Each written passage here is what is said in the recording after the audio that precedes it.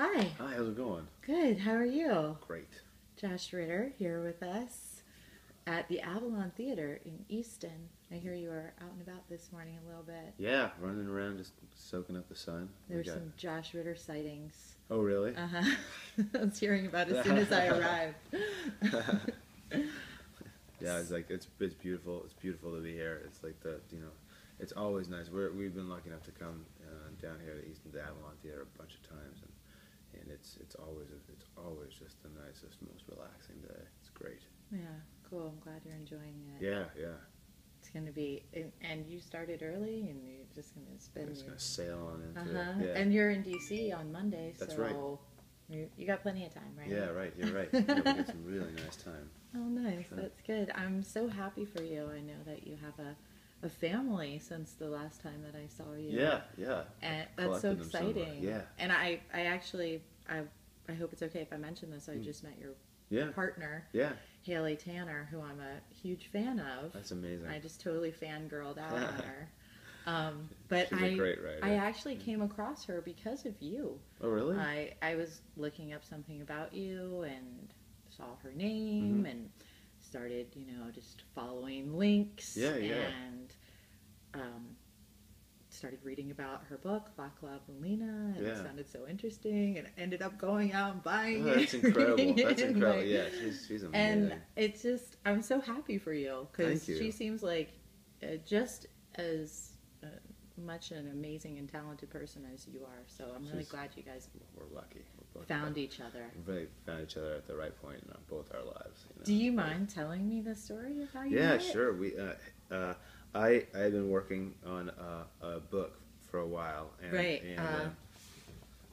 Bright's Passage. Yeah, Bright's Passage, which I've also read. Also a really good book. And I met so our publisher, my publisher, was like having this big function for indie retail bookstores, and it was all in New York, and came down to say hi to people, and Haley was there, and she was surrounded by people. So I went over and I bought a beer and I brought it over to her and I walked away, and then 3 years on we have a kid. That's awesome. That's She's so been very great. fantastic, and we've been touring together since he was 3 months old. So it's always been just it's an amazing way to have a family. It's not what an adventure! Yeah.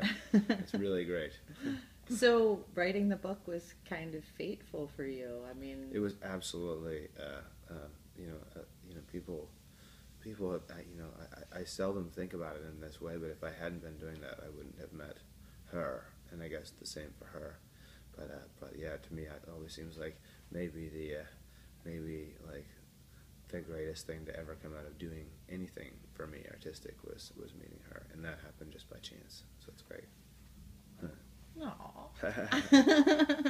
That's really sweet, because it took you a minute to write a book. I mean, I've always thought, you are such a compelling lyricist. You're one of my favorites. Thanks. And it translated so well into the novel. Thank you. And was that something that you always had in the back of your mind that you might do? Or? I always thought, well, for me, it always seemed like writing a novel or writing a song was like the same thing, like that you had to choose every word. Every word has to be perfect, because you can't write a novel and just like let the stuff kind of pile up. It has to all just really add up. And I'm always now amazed that with songwriting, I think of it, it's definitely, it may be a walk between two fence posts, but with a novel, it's a walk between buildings, Right. It's like far more your time and your life seems so fully invested in it that it's such a daunting thing to do, and I admire a novelist now more than ever, having done it. It's like it's definitely a walk in the wild. Yeah. It's a really great book. I really enjoyed it. Thanks. So I want to talk to you about the album. Yeah. Sermon on the Rocks. It's fantastic. I love it. Sort of for me, a sign that it's a really good record that I'm going love is when different songs like capture me for a couple days, and I can't stop listening. And it was Getting Ready to Get Down. Yeah. And then it was Where the Night Goes. Yeah. I love that song. It's such a great driving song. Thank you. And then My Man on a Horse. Oh yeah. Oh my gosh. Thank you.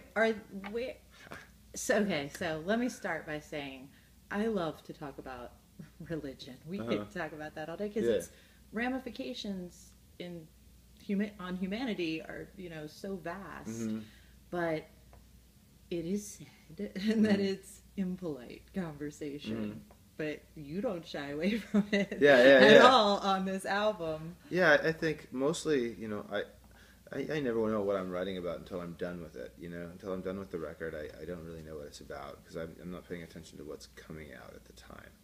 There's so many songs that you're working on. This one for this record was maybe 30 or more songs, and there was just too much stuff going for like a theme to jump out. But the theme that jumped out by the time this record was done and the 12 songs were done was that the Sermon on the Mount was everywhere in there, and the Beatitudes, like this idea, and the Golden Rule and all this stuff, and it's jumping out at me in this really, plus a lot of just like very religious imagery. I don't consider myself a religious person. I don't really know what spiritual person, like being spiritual, is either. I don't understand what that means really. I don't have it nailed down. So I would say that I really like it when people are good to each other. And when people are good to each other, that's not usually because I choose to believe. I believe that people are good to each other because they're people, not because they're people that are guided by an infinite being.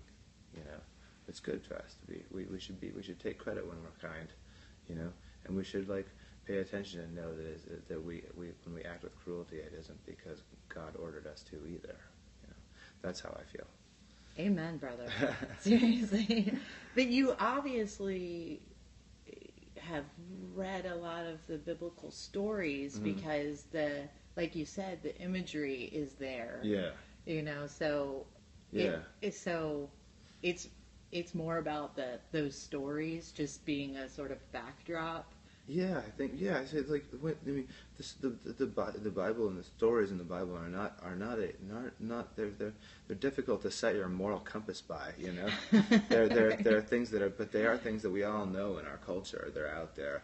So as a songwriter, I think it's especially I would do it anyway, but I think it's especially convenient and good for me because I can talk about a reference. I don't have to explain the whole thing because we all know like Abraham and Isaac, or we all know right. And I having been raised that way, it just kind of came out fast. But I mostly I wanted to just put some flesh and blood on the idea of the Golden Rule. Let's just try. Right. You're just shaking things up a little bit. Putting the Sermon on the Rock. So it's the perfect title for the album. Thank you. Thanks a lot. So I really this album for me, as soon as I heard Getting Ready to Get Down, I'm like, whoa, this is country. Yeah. And although not the entire album has that same feel, some of it does.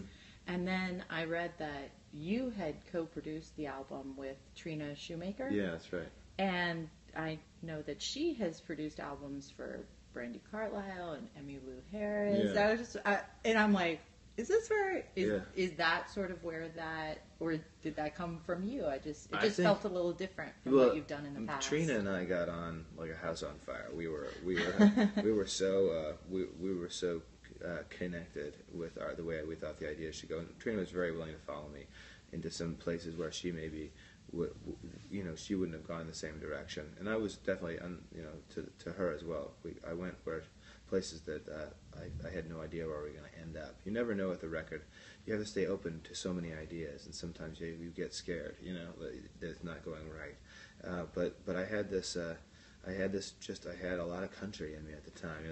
There's a lot of stuff I love. I love Randy Travis. I love Roger Miller. I love obviously Emmylou Harris and Dolly Parton, and these are important people to me, and I really I really wanted, as never as I hadn't before, to let that kind of stuff hang on my sleeve a little bit, you know? It's great. It's like a hoedown. It's Thanks. you know, if you want to see a miracle, just watch Josh get down. Yeah. Cumberland. Yeah. Because that was one of the sort of more country-ish tunes on there. There's a town in Maryland called Cumberland. Yeah, yeah. That's not the town you were. I'll tell you how I was like, I had just started, like, you know, trying to write songs again after my daughter had been born, and so I started, because there was, you know, I get frantic sometimes. I don't have a chance to write stuff down, or I just don't have the thought to do it, and I started trying to write it in my head. And we were pulling bags out of a bed and breakfast in a little town in Ireland where I just played. And I remember I had 2 bags in my hand, and I was pulling them, and it's that thing where you're not going to get them both through the door, you know. And so I was just holding them at the door, like everybody, trying to pull them through at the same time. It's not working. And I had this idea, and then this voice just said, "Cumberland is a good word to rhyme." And I said, I just started trying to write a song around Cumberland. Of course, having been a musician and touring all the time, I'd pass through Cumberland or pass through the Cumberland. Mm-hmm. There's so many places in America that have that special name, and I just started writing it there. So it was mostly about trying to just get luggage out, you know. So if I'm just, why doesn't that voice come to me when I'm in those situations? It's not a useful. It's not. I wasn't being like, thank you. Well, Josh, I brought you something from one lyricist to another. Wow, I've seen this in the bookstore. Yeah. Thank there you go. It's all yours. I've heard. I haven't read it myself yet, but I've heard he rambles a bit. The Ellis Costello show. This is awesome. Yeah. Oh, this is so great! I can't wait to see. I saw an amazing show with him at the Apollo, where he built a band, and Alan Toussaint and I was just listening to, because there's a CD that accompanies this, and there are a couple of tracks on it that are from those live shows. I don't know if it's that one in particular or whatever, and it sounds so incredible. He sounds so good. He's still like, oh yeah, you know. Yeah, he's like doesn't hear any music he doesn't like. It's amazing. Wow. Well, thank you so much. Thank you very much. Oh, awesome. great. Totally appreciate that. My fellow Libra. Do you think I could get you to sign this for me? A little note from my daughter in there. Oh, great. Thanks. Oh, absolutely. I really enjoyed it. I read it in like 2 days. I wrote it over like